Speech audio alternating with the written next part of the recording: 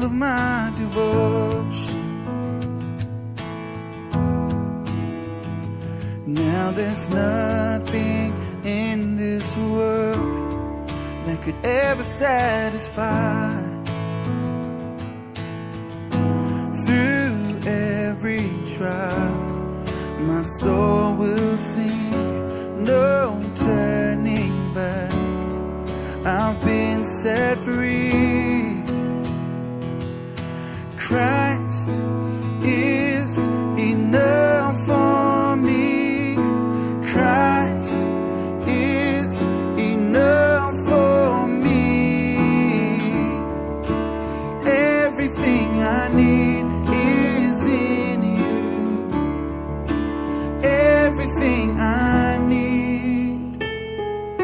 Christ, my all in all, the joy of my salvation. And this hope will never fail. Heaven is my home. Through every storm, my soul will sing, Jesus is here. To God be the glory. Christ is enough for me. Christ is enough for me. Everything I need is in you. Everything I need.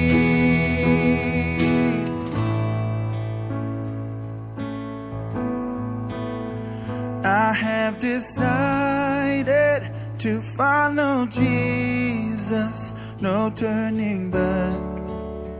No turning back. I have decided to follow Jesus. No turning back. No turning back. The cross before me.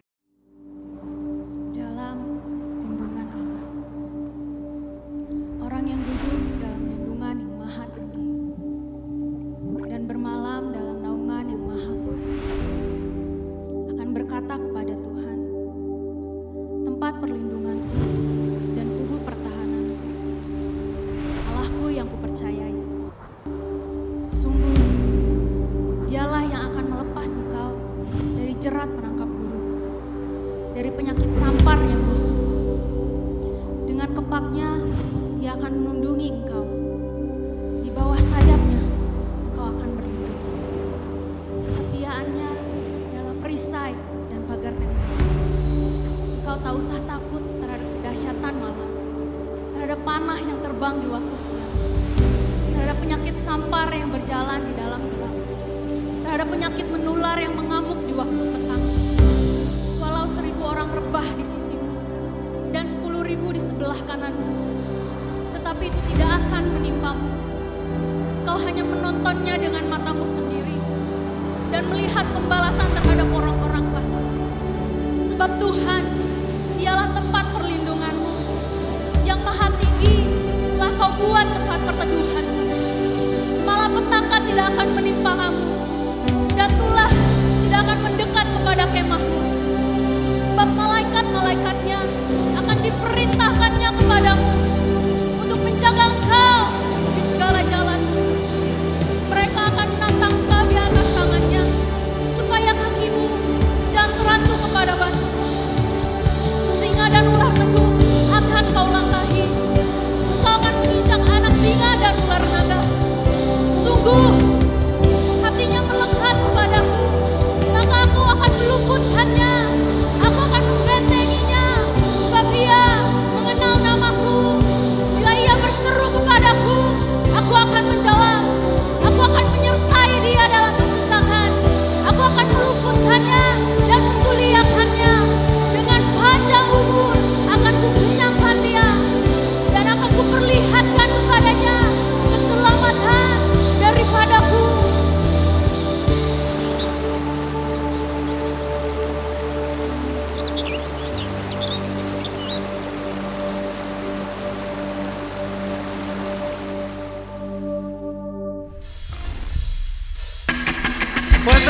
Center, kita bersyukur buat Tuhan kita yang dahsyat, amin.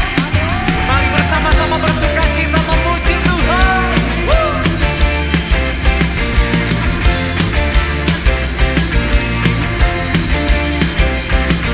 Seperti anak panah di tangan pahlawan, demikian hidupku di dalam tanganmu. Ku bersiap kemana pun akan kau utus.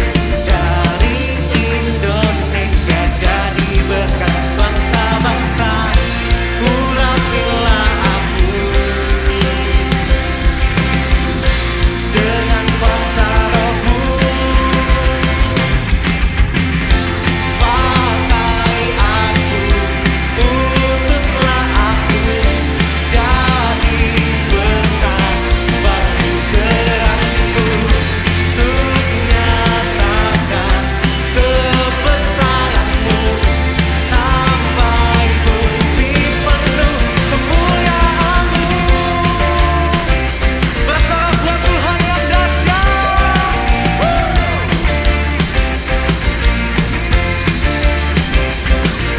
Seperti anak panah di tangan pahlawan, demikian hidupku di dalam tanganmu.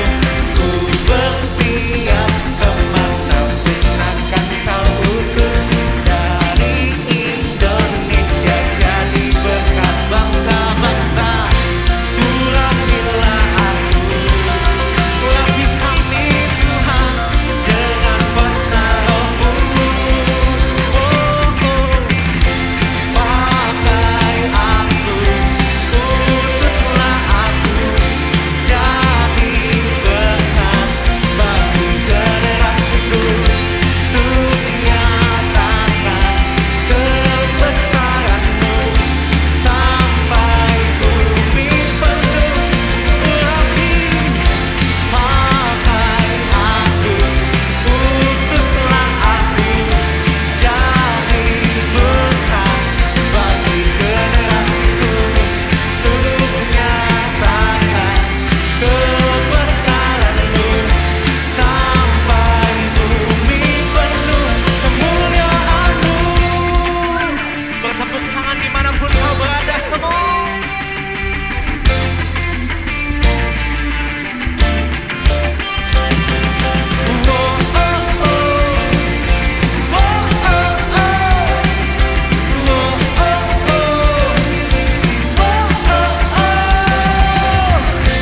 Urapilah aku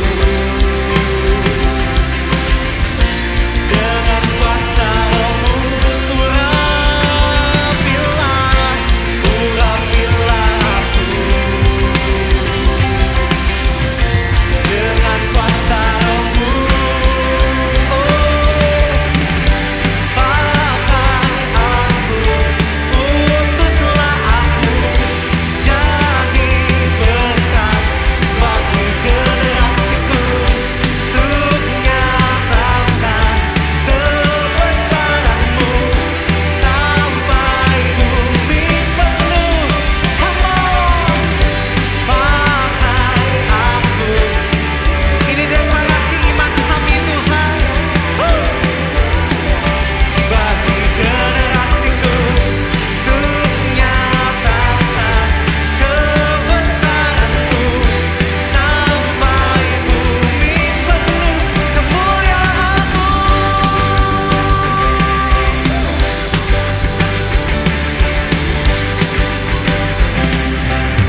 Yang mau dipakai Tuhan, bersorak, bersorak, katakan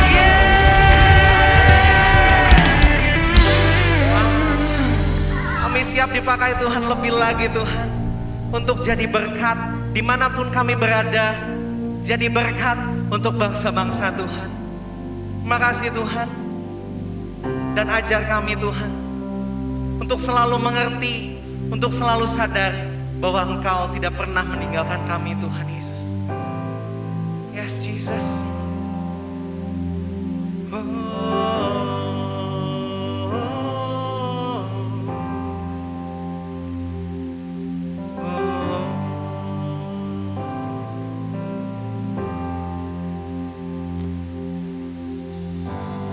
can go back to the beginning, can control what tomorrow will bring. But I know here in the middle is the place where you promised to be.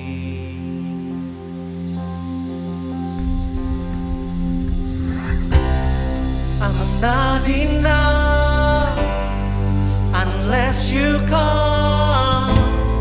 Will you meet me here again? 'Cause all I want is all you are. Will you meet me here again? Oh,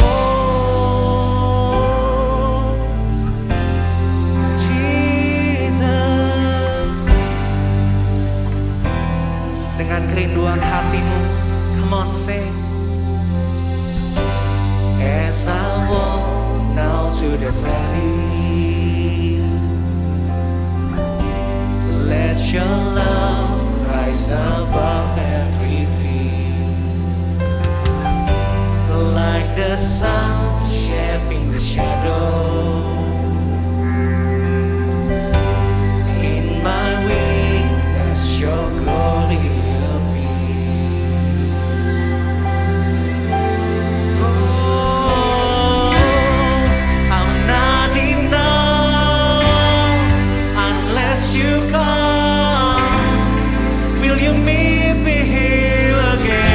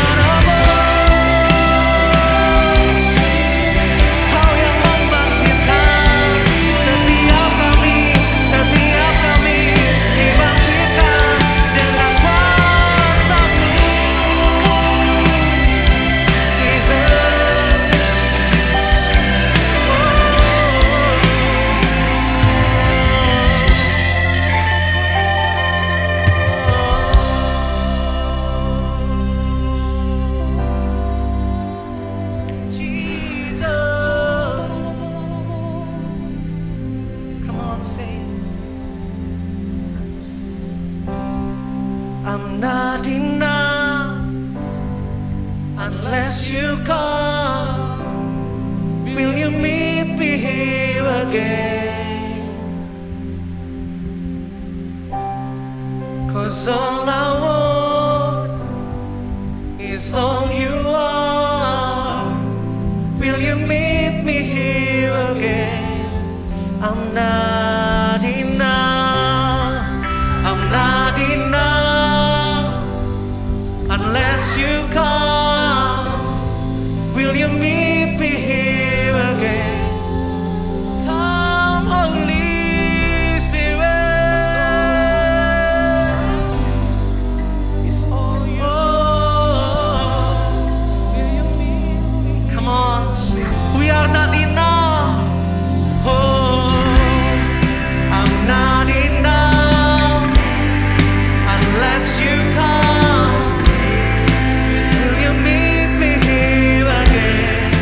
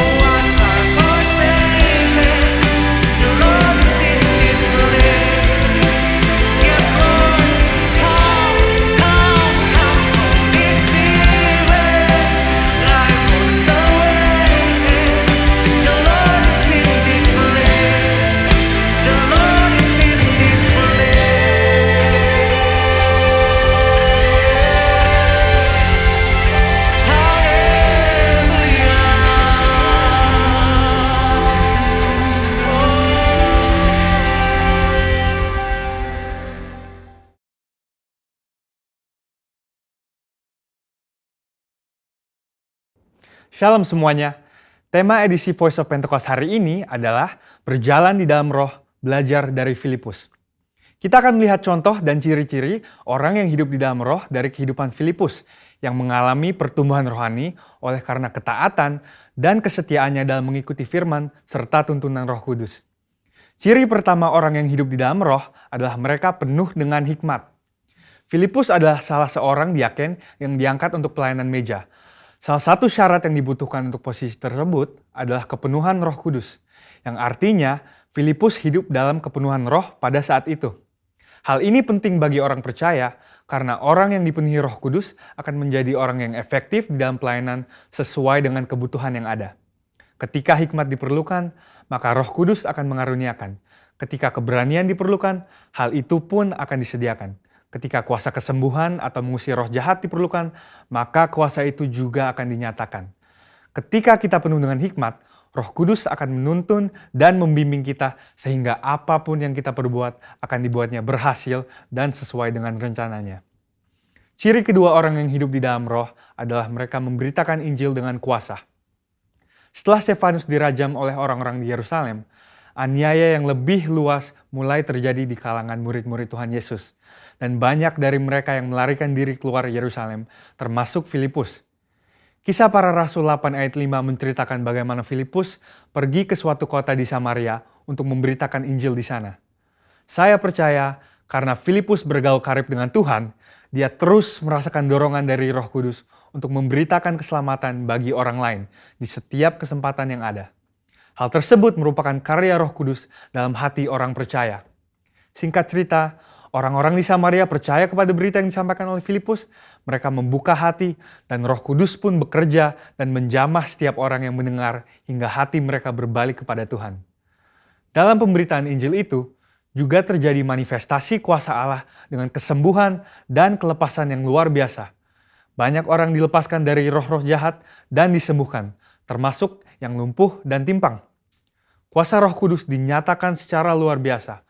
Hal ini menggenapi apa yang Tuhan Yesus katakan bahwa tanda-tanda heran dan mujizat akan terjadi di dalam pelayanan murid-murid Tuhan Yesus. Melalui kejadian ini, kita bisa melihat bahwa Filipus yang bergaul intim dengan Tuhan dipakai menjadi alat Tuhan yang efektif dalam membawa Injil keselamatan. Kuasa Tuhan sungguh dinyatakan bagi orang-orang yang bergaul intim dengan Roh Kudus. Ciri ketiga orang yang hidup di dalam roh adalah mereka mentaati Tuhan dengan segenap hati. Suatu hari ketika Filipus sedang di tengah pelayanan yang terus berkembang di Samaria, Tuhan mengutus satu malaikat untuk membawa pesan untuk dia. Kisah para Rasul 8 ayat 26 berkata, "Kemudian berkatalah seorang malaikat Tuhan kepada Filipus. Katanya, bangunlah dan berangkatlah ke sebelah selatan, menurut jalan yang turun dari Yerusalem ke Gaza. Jalan itu jalan yang sunyi." Dibutuhkan ketaatan yang besar untuk melakukan perintah Tuhan dengan kondisi seperti Filipus pada waktu itu. Filipus bisa saja berpikir bahwa pelayanannya masih sangat dibutuhkan di Samaria, atau belum ada orang lain yang bisa menggantikannya untuk melayani di sana. Namun, Filipus memilih untuk taat dan pergi ke tempat di mana Tuhan memerintahkan. Tanpa diketahuinya, ternyata saat itu ada seorang bendahara kerajaan dari Ethiopia yang sedang dalam perjalanan pulang ke negaranya. Dia seorang penganut agama Yahudi yang pulang dari ibadah di Yerusalem dan saat itu sedang membaca kitab Yesaya. Filipus dituntun oleh Roh Kudus untuk mendekati kereta pembesar itu dan menanyakan apakah dia mengerti arti dari ayat yang dibacanya. Ternyata dia tidak mengerti dan meminta Filipus untuk menerangkannya. Dia menggunakan kesempatan ini untuk memberitakan Injil dan bendahara tersebut pun akhirnya percaya dan dibaptis. Ini adalah contoh bahwa seringkali Roh Kudus akan mendorong kita untuk melakukan hal-hal yang mungkin tidak bisa kita mengerti. Dan dalam situasi seperti ini, yang dibutuhkan dari kita hanyalah ketaatan. Dan pada waktunya, Tuhanlah yang akan menyatakan rencananya kepada kita, seperti dalam contoh kehidupan Filipus. Ciri keempat orang yang hidup di dalam roh adalah mereka membimbing keluarganya di dalam Tuhan. Bertahun-tahun kemudian, Rasul Paulus pergi untuk mengunjungi Filipus yang saat itu tinggal di Kaisaria. Kisah para Rasul 21 ayat 8-9 menyebutkan bahwa dia mempunyai 4 anak yang mempunyai karunia untuk bernubuat. Mungkinkah kehidupan rohani dari anak-anak Filipus yang demikian timbul dari hubungan yang jauh dari Roh Kudus? Hal itu tidak mungkin. Anak-anak Filipus hidup intim dengan Tuhan dan mereka bertumbuh dalam kerohanian yang luar biasa. Mereka bertumbuh dalam aspek-aspek kerohanian yang lain seperti mengasihi Tuhan, hidup dalam kekudusan, dan pelayanan bagi gereja Tuhan dari bimbingan ayahnya yang hidup bergaul dengan Tuhan. Kesimpulannya adalah bahwa iman kita tidak akan berkembang dengan sehat jika kita tidak mengandalkan firman Tuhan dan Roh Kudus. Sebab kehidupan yang intim dengan Tuhan harus dibangun secara intensional dan harus disertai dengan disiplin rohani dan hati yang lembut sehingga orang lain pun bisa merasakan dampak dari kuasa Roh Kudus melalui kehidupan kita. Saudara, untuk penjelasan lebih lengkapnya dari tim teologi kami, jangan lupa buka link yang ada di atas atau scan QR Code yang tersedia. Salam integritas, Tuhan Yesus memberkati.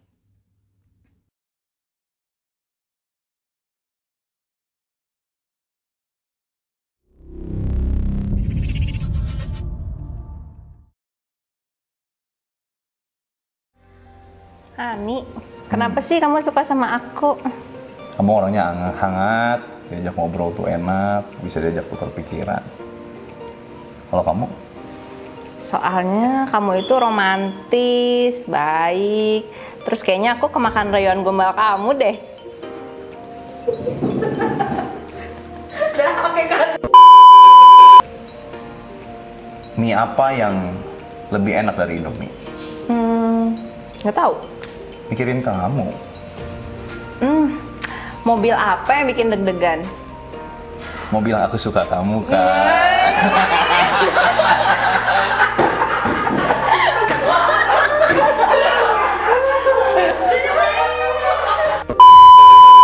Siapa yang lebih perhatian?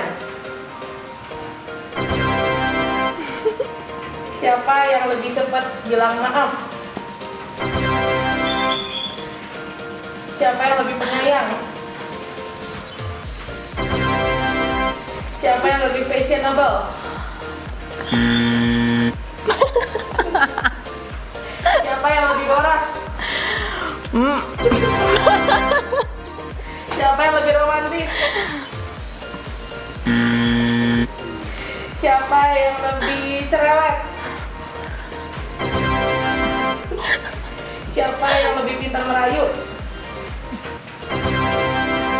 Siapa yang lebih sabar? Siapa yang lebih cemburuan?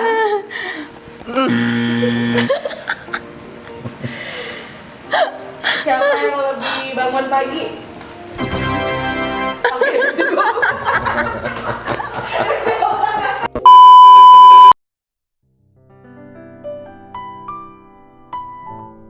Kalau menurut saya, cara mengetahui he is the right one itu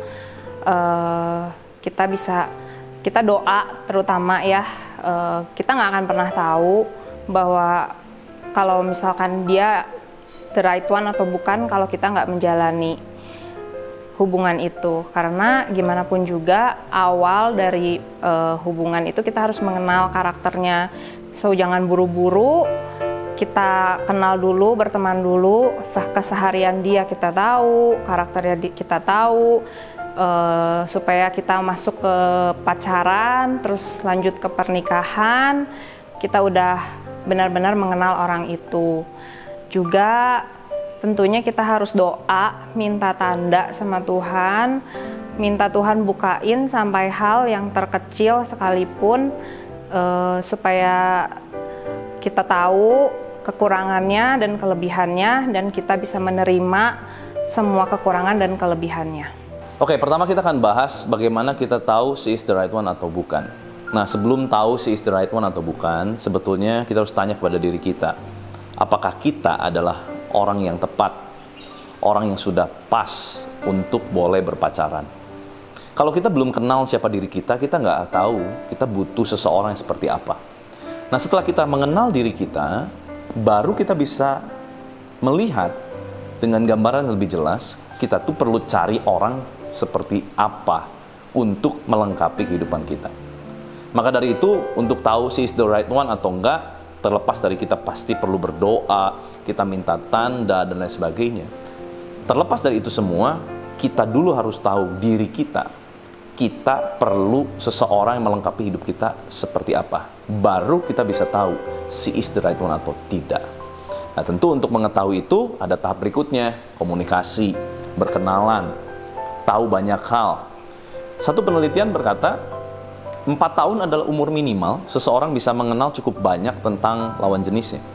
Jadi alangkah baiknya kalau memang kita sudah punya satu kecengan gitu ya, orang yang kita sukai, lebih baik kenal dulu. Nah, kenal perlu waktu. Dan lebih baik kenal banyak orang, dan itu akan menjadi banyak pilihan buat kita di kemudian hari. So, gimana caranya tahu si is the right one? Kenali diri kita lebih dulu. Baru kita bisa tahu kita perlu seseorang yang the right one untuk kita.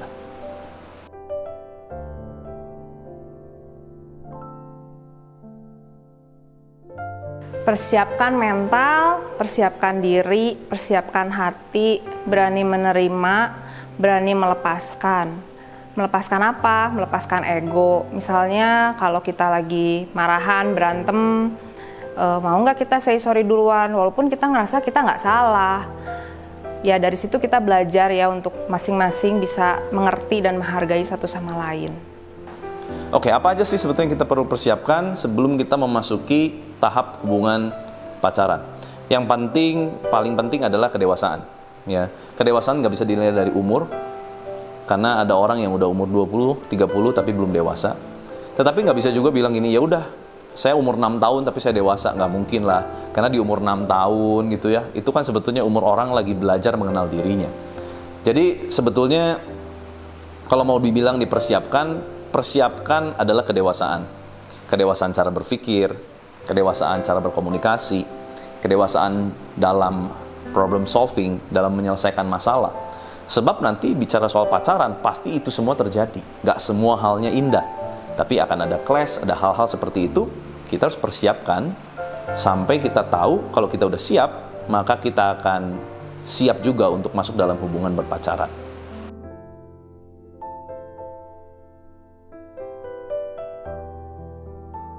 Peran seorang wanita dalam sebuah hubungan menjadi penolong dan menjadi penyeimbang. Kalau misalkan yang satunya lagi panas, lagi tinggi, lagi marah, ya kita harus bisa menjadi seseorang yang membuat temperamen itu turun. Apa sih sebetulnya peran seorang pria dalam sebuah hubungan? Pria, nanti kalau sudah menikah, apalagi ya, pria itu harus menjadi seorang imam, menjadi pemimpin, jadi orang yang diwahyukan kepada Tuhan, oleh Tuhan, sehingga dia tahu bagaimana memimpin keluarganya. Hal-hal apa yang dia harus lakukan, hal-hal apa yang dia harus kejar, pencapaian apa dalam rumah tangganya kalau dia mau jadi rumah tangga yang lebih baik. Nah tentu laki-laki itu harus bisa menjadi seorang pemimpin, harus menjadi seorang yang punya visi, ya. Karena gimana pun peran laki-laki itu tidak boleh digantikan oleh peran perempuan. Kalau kita baca satu kisah tentang Nabi Nuh, Tuhan bilang waktu Nuh mau keluar dari bahtera setelah air bah surut, Tuhan bilang gini, bawa istrimu dan bawa anak-anakmu keluar dari bahtera. Tapi apa yang terjadi? Justru sebaliknya, Nuh malah membawa keluar anaknya, baru istrinya. Istrinya ditaruh di belakang. Ada satu peran atau satu posisi yang tidak pada tempatnya. Alhasil apa? Justru anak yang dibawa keluar lebih dulu itu menjadi sumber masalah. Karena kita tahu Ham dan Kanaan, ya, Ham punya anak Kanaan. Ham dan Kanaan, Ham atau anaknya Nuh, anak laki-laki Nuh, justru Ham membawa satu dosa di mana Ham menjadi terkutuk karena melihat ketelanjangan orang tuanya, ketelanjangan Nuh, dan tidak menutupinya. Kenapa? Karena ada satu fungsi yang tidak pada tempatnya. Maka dari itu laki-laki ya harus berfungsi sebagai apa? Sebagai pemimpin, sebagai imam. Imam, dia tentu membawa keluarganya berdoa. Nah itu adalah hal-hal yang sebetulnya bisa dilatih sejak dari masa pacaran. Ajak pasangan berdoa itu bukan tugas perempuan, itu harusnya jadi tugas seorang laki-laki, sebab itu adalah tugas imam.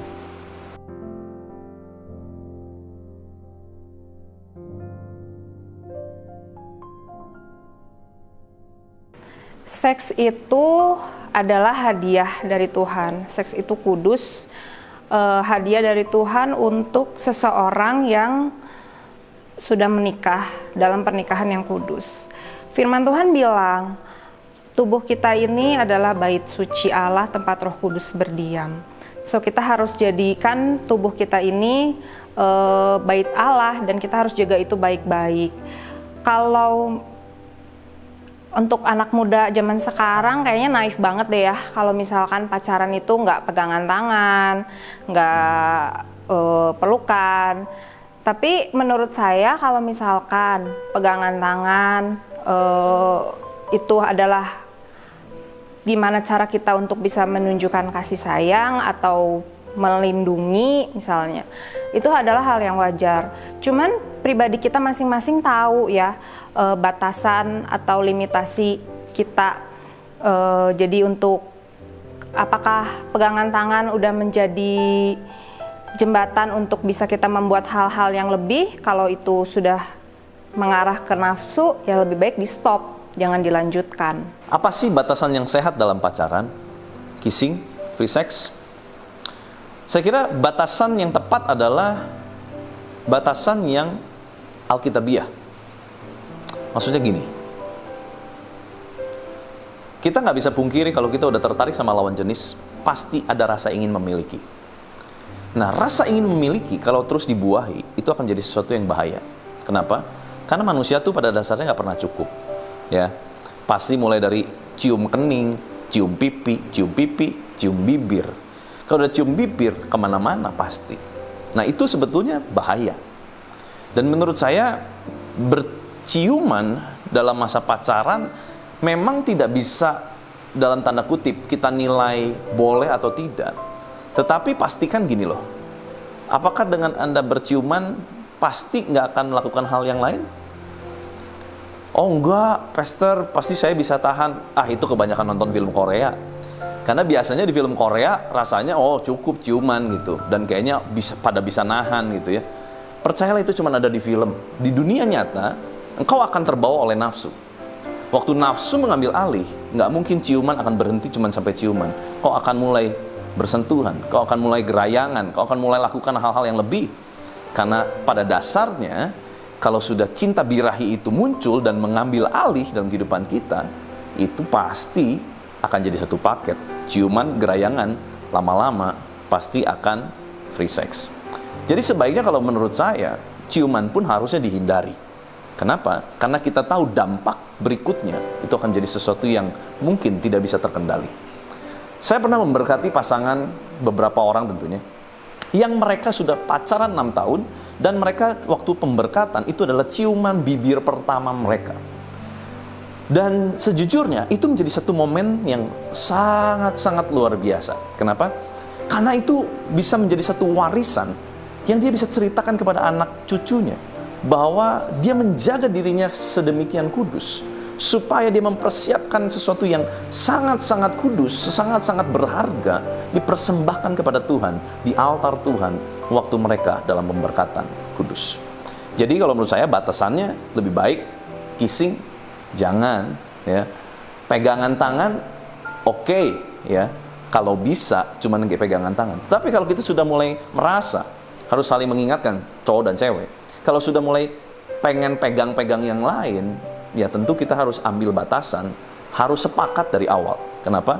Karena kita tahu tujuan pacaran itu, pacaran yang dewasa itu adalah untuk sebuah pernikahan yang kudus. Konflik itu sebenarnya baik untuk kita sama-sama cari jalan keluar. Tapi kalau dari saya, menurut saya, introspeksi diri, jangan menuntut pasangan terlalu banyak. Lebih baik kita merubah dari diri kita dulu sebelum menuntut. Juga komunikasi, kepercayaan, komunikasi itu harus dibangun dan dengan usaha yang giat. Gimana kita mau komunikasi kalau kita nggak percaya sama orang itu? Gimana juga kita mau percaya kalau kita nggak mau komunikasi? Komunikasi di sini bukan komunikasi yang sekedar cuman hai, lagi ngapain, udah makan belum, bukan yang kayak begitu ya, tapi lebih ke gimana kita membangun masa depan, gimana kita ngomongin hal-hal yang rahasia, gimana kita juga terbuka dengan semua kekurangan kita. Jadi kita lebih saling menghargai, bisa lebih saling menghargai di situ. Oke, gimana sih cara ngatasi konflik selama ngejalanin hubungan? Sebuah hubungan itu bicara mengenai sebetulnya seni.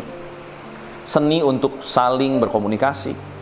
Seni berkomunikasi itu gini, tahu kapan dia harus ngomong, tahu kapan dia harus dengar. Itu seni berkomunikasi. Ya. Tahu juga selain dari seni berkomunikasi, tahu bagaimana seni bagaimana mengalah. Seni bagaimana mengatur emosi. Terkadang memang kita lagi menggebu-gebu, emosi pengen ngomong gitu ya. Tetapi kita tahu timingnya nggak tepat. Lebih baik kita tahan. Kenapa? Kalau kita pengen ngomong dan kita terus ngomong, timingnya nggak tepat, pasti pertengkaran terjadi. Nah, jadi ini bicara mengenai menjalin hubungan tuh bicara mengenai seni. Seni bagaimana kita menahan ya. Dan gini, jangan juga kebablasan nahan gini ya. Saya lihat gini, ada hubungan-hubungan yang karena banyak nahan, tetapi nahan dengan cara yang salah. Akhirnya apa? Begitu meledak, itu nggak tertampung, perceraian terjadi. Karena terlalu banyak nahan, tapi dengan cara yang salah. Sebetulnya bukan, nahan itu adalah bagian dari komunikasi. Dalam artian, satu kali apa yang ditahan, itu harus dicurahkan pada the right moment, the right time. Pada momen yang tepat, waktu yang tepat. Maka dari itu proses mengenal pasangan itu penting. Kita harus tahu ya, pasangan kita tuh dia akan bisa diajak ngobrol dengan baik dan hatinya terbuka dan gampang untuk terima masukan tuh kapan? Mungkin kalau laki-laki itu banyak kan, waktu mereka setelah kenyang, makan enak, mereka sudah dalam kondisi mood yang baik ya, tidak lagi banyak masalah di kantor kalau udah kerja gitu ya, dan mereka sudah kenyang perutnya, ajak ngomong itu pasti akan jauh lebih gampang. Perempuan itu pada saat-saat dimana mereka dalam kondisi nyaman ya, dalam kondisi mereka merasa nyaman, oh gue lagi nyaman nih, gue lagi enak nih. Kalau perempuan kayaknya bukan soal dia kenyang atau enggak, tetapi waktu betul-betul dia merasa dia sedang sangat dikasihi. Nah pada saat itulah, waktu dia merasa dia sangat dikasihi, laki-laki bisa ngomong dan dia pasti akan dengar. Tetapi kalau dia lagi merasa dingin, merasa sendiri, merasa nggak diperhatikan, kita mau ngomong apa, apapun yang diomongin, pasti biasanya nggak akan masuk. Nah maka dari itu, cara mengatasi konflik yang baik adalah kita harus kenal baik pasangan kita. Kita harus tahu betul the right time and the right moment, kapan kita harus berkomunikasi dan menyatakan segala sesuatunya.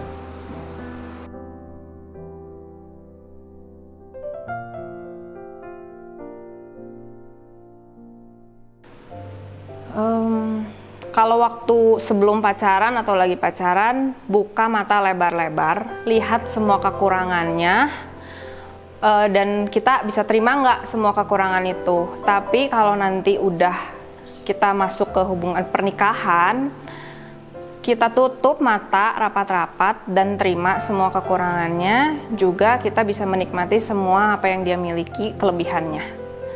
Juga cari yang sepadan dalam hal ekonomi, pendidikan, rohani, kita cari yang sepadan. Nah, pesan-pesan saya buat kalian yang lagi cari jodoh, kenal lebih banyak orang itu lebih penting daripada punya cepet pacaran gitu ya, punya cepet pacar. Kenapa? Karena waktu kita punya pacar, kita akan berhenti yang harusnya ya, kita akan berhenti menjalin banyak hubungan dengan lawan jenis, ya kan? Kalau nggak namanya kita playboy dong ya, nggak setia dong. Nah, kalau laki-laki setia, waktu pacaran dia akan pay attention, dia akan fokus sama pacarnya. Tentu, waktu dia akan berfokus sama pacarnya, ada istilahnya kan, dunia milik berdua, maka yang lain tidak mungkin bisa diperhatikan. Nah, pada saat itu tentu dia akan terbatas, dia hanya akan mengenal pasangannya. Nah, maka dari itu, para jomblo, jangan cepet-cepet pengen punya pacar. Tapi kenallah banyak orang. Nah sambil kita kenal, kita banyak introspeksi diri. Oh ternyata sikap gue yang ini tuh sebetulnya nggak pas dalam sebuah komunitas, dalam sebuah hubungan lawan jenis. Kenapa? Akan membuat perempuan nggak nyaman. Tahu dari mana? Tahu waktu kita banyak kenal gitu. Misalkan belum apa-apa udah banyak ngegombal, banyak ngomong-ngomong sesuatu yang dalam tanda kutip keluar dari areanya, membuat orang nggak nyaman. Itu tentu orang nggak akan bisa terima kita Maka dari itu kita harus pinter-pinter sebetulnya untuk mengetahui kapan kita berpacaran itu setelah kita kenal banyak perempuan, banyak orang, lalu kita bisa mulai berubah menjadi pribadi yang lebih baik. Nah, di saat itulah nanti kita akan lihat ada beberapa perempuan yang mulai tertarik sama kita. Nah, waktu itulah ya, makanya kalau kita udah tahu kayak gitu, pacaran nggak akan ditolak gitu ya. Tapi kalau belum apa-apa, kenal enggak, gimana enggak gitu ya, tiba-tiba kita tembak, ya pasti kita akan jadi jomblo seumur hidup. Kenapa? Ya iyalah, kita sendiri sebetulnya belum dalam kondisi yang siap. Ya, jadi pesan-pesan saya, persiapkan diri kamu baik-baik, para jombloers gitu ya. Gini deh, nggak mungkin saya kasih berlian kepada perempuan yang kesukaannya makan permen. Dalam arti, kalau suka makan permen pasti anak-anak kan, berlian hanya untuk orang dewasa. Nah, kalau memang saya mau kasih berlian sama orang, ya pasti saya cari orang yang dewasa. Nah, tapi gimana saya bisa kasih berlian kalau saya sendiri cuma bisa beli permen? Tangkap ya? Jadi untuk kita pengen berlian atau sesuatu yang bernilai, ya kitanya harus bisa juga menjadi orang memberikan nilai yang bernilai itu. Baru kita akan dapat perempuan yang bernilai.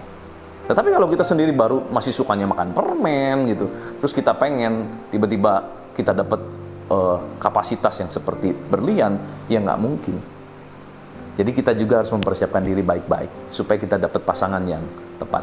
Nah, pesan-pesan buat kalian juga yang sedang menjalani hubungan pacaran, lebih banyak mendengar, lebih banyak membuka mata daripada banyak pegang-pegang. Kenapa? Nggak ada faedahnya. Kalau cuma sentuhan fisik dan sebagainya, percayalah nanti setelah menikah, kalian bisa lakukan itu sepuas kalian. Tetapi saat waktu pacaran, kalau memang kau mengasihi atau pengen pasanganmu itu menjadi sesuatu yang sangat bernilai waktu engkau nikahi, jagalah baik-baik. Jangan banyak di dalam tanda kutip, jangan banyak dikerjain gitu loh.